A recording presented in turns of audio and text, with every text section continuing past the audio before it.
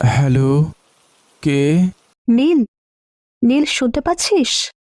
নীল, রাত্রি, কি হয়েছে তোর? তুই ঠিক আছিস? আমাকে সাহায্য কর নীল। ওরা আমাকে ছাড়বে না, আমার খুব ভয় করছে। আগে বল, কে তারা? কোথায় আছিস এখন? আমি বাড়িতে আছি, প্লিজ তুই তাড়াতাড়ি আয়। রাত্রি, রাত্রি! ভোরের নিভু নিভু আলোয় পুরনো একটি বাড়ির সামনে এসে পৌঁছল নীল। বাড়িটার চারপাশে বিশাল বড় বড় গাছ, গেটটাও বেশ পুরনো। বাড়িটি দেখতে রাজকীয় হলেও খুব পুরনো এক ভয়ঙ্কর আভা ঘিরে আছে চারপাশে। নীল গাড়ি থেকে নামতেই একটি কুকুর ঘেউ ঘেউ করতে লাগলো নীলের সামনে।